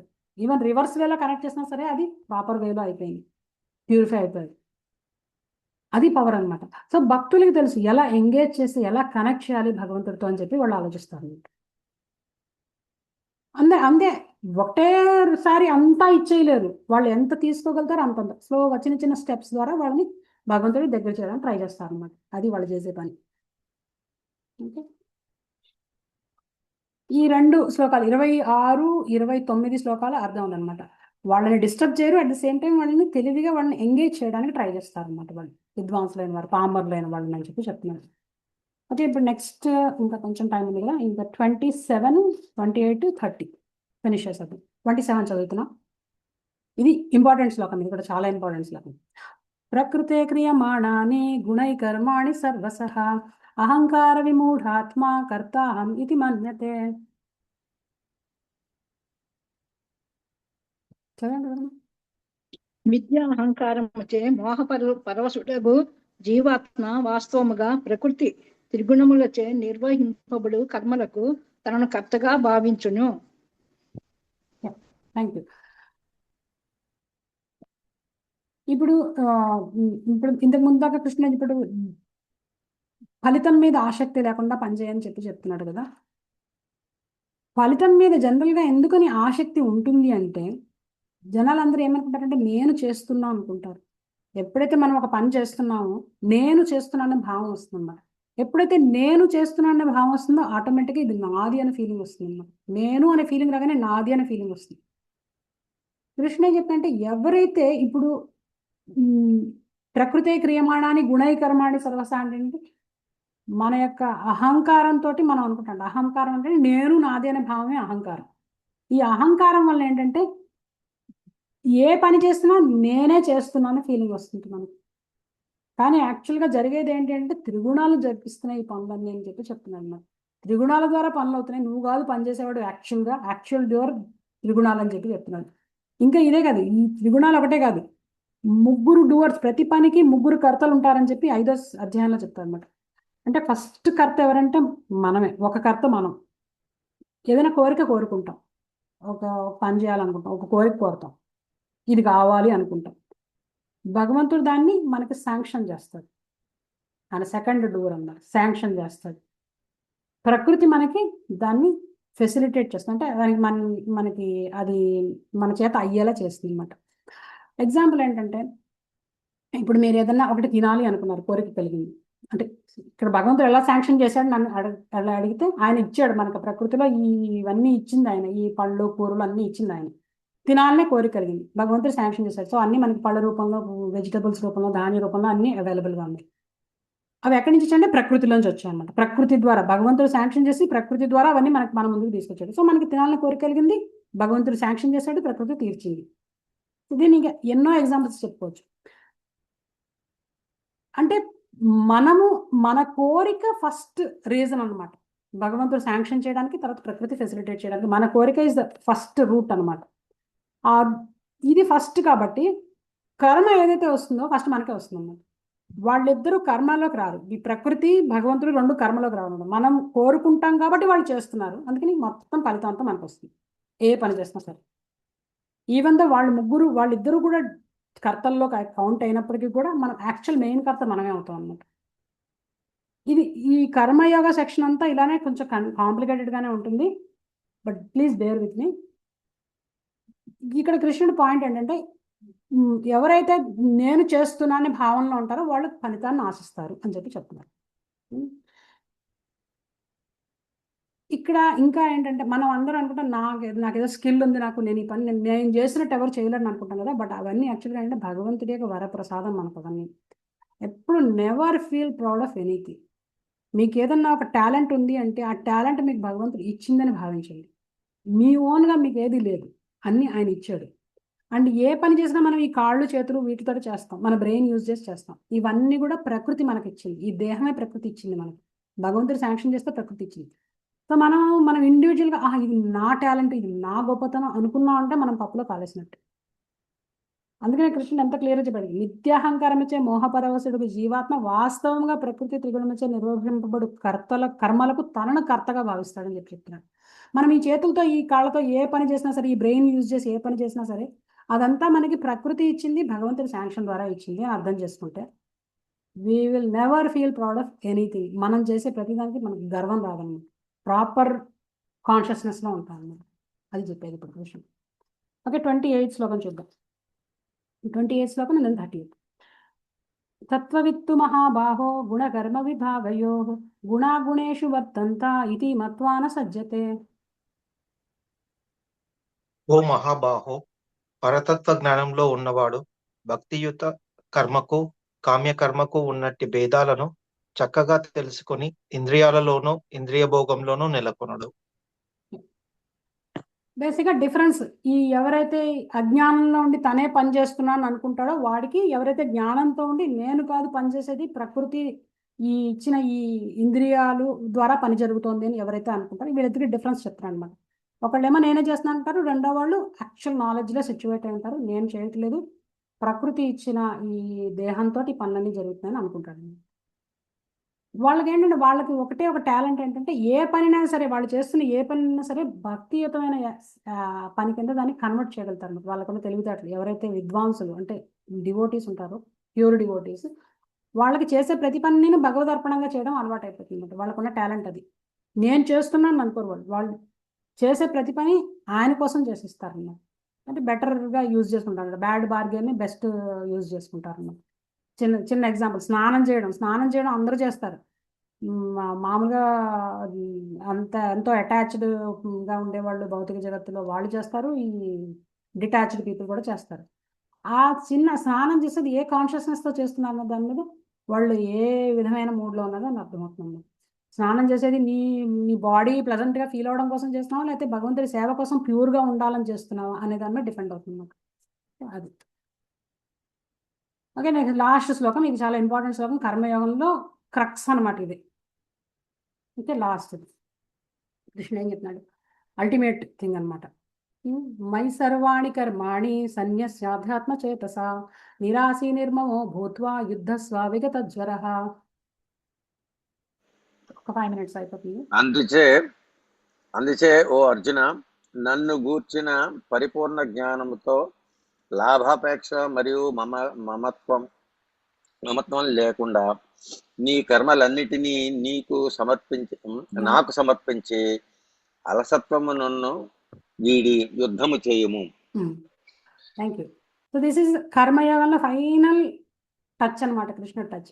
కర్మయోగాన్ని ఎలా చేస్తే దాన్ని భక్తి యోగంలోకి మార్చేయచ్చు అని చెప్పి చెప్తున్నారు. నువ్వు చేసే ప్రతి పనిని నాకు అర్పించి చేయని చెప్తున్నారు. మై సర్వాణి కర్మాణి సన్యస్య ఆధ్యాత్మ చేతస. మై సర్వాణి, మై అంటే నాకు అని అర్థం. ఇక్కడ నాకు అంటే కృష్ణుడు చెప్తున్నాడు కదా, కృష్ణుడికి అని అర్థం అనమాట. ఇక్కడ నాకు అంటే నాకు కాదు, ఇక్కడ కృష్ణుడికి. మై సర్వాణి కర్మాణి, నాకు అర్పించి చేయి ప్రతి పని, సర్వ కర్మాణి. అండ్ సన్యస్య ఆధ్యాత్మ చేత. సన్యస్య అంటే ఏంటంటే అటాచ్మెంట్ వదిలేయాలి, దాని ఫలితం మీద అటాచ్మెంట్ వదిలేయాలన్నమాట. సన్యాసం, రినౌన్సింగ్ అనమాట. ఫలితాన్ని వదిలేసాయి. ఎవరికి వదిలేయాలి? ఫలితాన్ని వదిలే. మై సర్వాణి కర్మాణి. సో ఫలితాన్ని భగవంతుడికి, మొత్తం ఫలితం అంతా భగవంతుడికి అర్పించమని చెప్పి చెప్తున్నారు.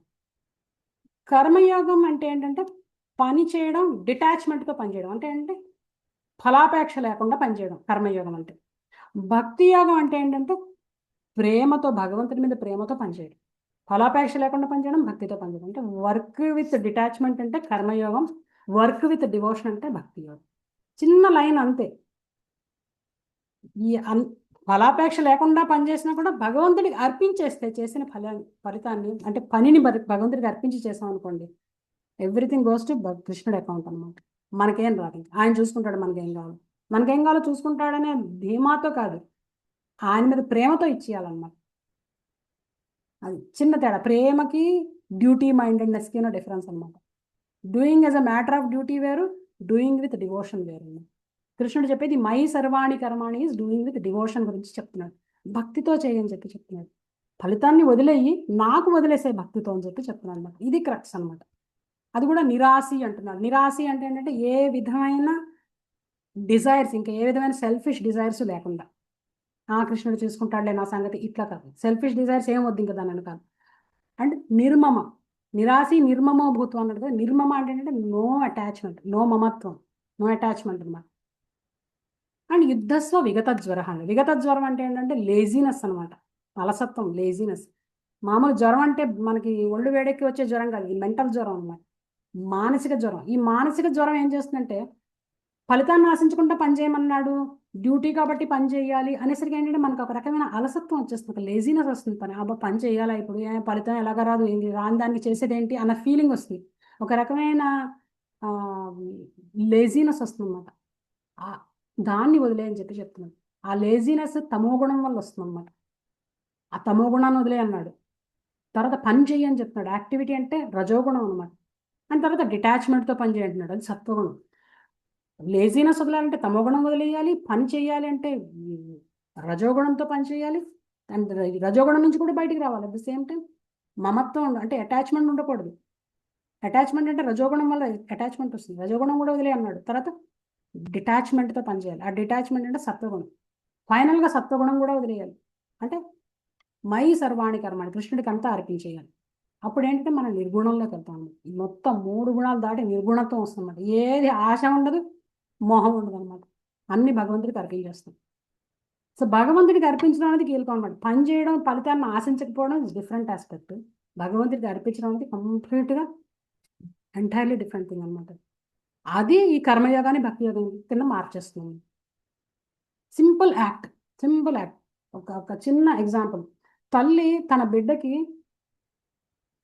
సేవ చేస్తుంది. టాయిలెట్లు క్లీన్ చేస్తుంది, యూరిన్ వెళ్తే అన్ని క్లీన్ చేస్తుంది, ఆకలి వేస్తే తన ఆకలి కూడా మానుకుని వంట చేసి పెట్టి అన్నీ చేస్తూ ఉంటుంది. తండ్రులు కూడా చేస్తారు. తల్లి అంటే ఇద్దరు కూడా ఎంతో ఈక్వల్గా పిల్లల కోసం ఎంతో కష్టపడతారు. కానీ పిల్లల నుంచి ఏమైనా ఆశిస్తారా? వాళ్ళు బాగుపడాలని చూస్తారు తప్ప వాళ్ళ నుంచి ఏం ఆశించరు. వాడు కాళ్ళతో, చిన్నపిల్లాడు కాళ్ళతో తనినా సరే ఏం పట్టించుకోరు. ఎందుకంటే ప్రేమ. ఆ ప్రేమ అనే కాన్సెప్ట్ వచ్చింది అంటే ఎవ్రీథింగ్ నిస్వార్థం అయిపోతుంది. అక్కడ ఏమి సెల్ఫిష్ డిజైర్స్ ఉండవు. నిస్వార్థంగా చేస్తారన్నమాట. ఏ డిజైర్ లేకుండా సేవ చేస్తారు. ఎందుకంటే ప్రేమ అనేది యాడ్ అయింది. ఇప్పుడు భగవంతుడితో కూడా మనకు రావాల్సింది ఆ ప్రేమ అనమాట. ఆ ప్రేమ అనేది భగవంతుడి మీద మనకు వచ్చింది అనుకోండి, ఆటోమేటిక్గా మన ఫలితం ఆశించం. చేసిన ప్రతి పని ఆయనకి అర్పించేస్తాం. ఎందుకంటే ఆ ప్రేమని మనం ఇంకా ఎక్స్పీరియన్స్ చేయటం లేదు. మనకి ఆయన మీద ప్రేమ ఉంది, ఆయనకి మన మీద ప్రేమ ఉంది, కానీ మనం ఎక్స్పీరియన్స్ చేయలేకపోతున్నాం. ఎందుకంటే కనెక్ట్ అవ్వట్లేదు మనం ఇంకా. ఆ కనెక్షన్ అనేది స్టార్ట్ అయింది అంటే ఆటోమేటిక్గా ప్రేమ అనేది స్టార్ట్ అవుతుంది. అప్పుడు ఎవరు చెప్పక్కర్లేదు, పని చేసి కృష్ణుడికి అర్పించని ఎవరు చెప్పక్కర్లేదు, మనం ఆటోమేటిక్గా చేసేస్తాం అన్నమాట. ఇంకా ఆ ప్రేమ స్టార్ట్ అవ్వలేదు కాబట్టి ఆ స్టార్ట్ అవ్వడం కోసమే ఈ నామజపం చెప్తున్నాం. ఆ నామం భగవంతుడి మీ ప్రేమని తీసుకొస్తుంది, గ్యారంటీ అది.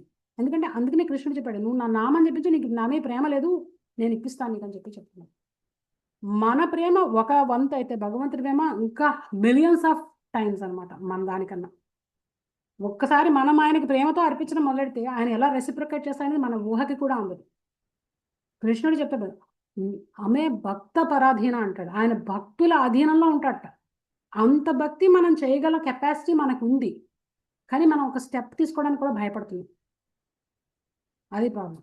ఒక స్టెప్ వేసి చూడండి, భగవంతుడికి ప్రేమతో చేయడానికి ట్రై చేయండి. ఆయన నామజపం ఫస్ట్ స్టార్టింగ్ ఆయనకి ఆఫర్ చేసి ఫుడ్ తినమని చెప్పాం. ఇవన్నీ చిన్న చిన్న స్టెప్స్ అనమాట. అప్పుడు కృష్ణుడి రెసిప్రికేషన్ స్టార్ట్ అవుతుంది మన లైఫ్లో. మీరు ఫస్ట్ స్టెప్ దగ్గరే ఆగిపోతే కృష్ణుడి రెసిప్రికేషన్ ఎక్కడి నుంచి వస్తుంది మనకి? ట్రై చేయండి, చూడండి. మీరు డెఫినెట్గా మీకై మీరు ఎక్స్పీరియన్స్ చేస్తారు కృష్ణుడు ఎలా రెస్పాండ్ అవుతాడు మీ లైఫ్లో అనేది. చిన్న నామజపం, ఆయనకి పెట్టిన ఆఫర్ చేసి ఫుడ్ తినడం, ఈ 2 స్టెప్లు స్టార్ట్ చేయండి. తర్వాత మిగతా స్టెప్లు ఆయన వేపిస్తాడు మీ చేత, మేము వేపించక్కర్లేదు. ఫైనల్గా ఆత్మనివేదనం దాకా తీసుకెళ్తాడు ఆయన. ఓకే, సో ఇది కాన్సెప్ట్. ఇవాళ క్లాస్ ఇంతే. సారీ 10 నిమిషాలు లేట్ అయింది ఏమనుకోదు. హరే కృష్ణ. ఇప్పుడేమైనా క్వశ్చన్స్ ఉంటాయి కదండి?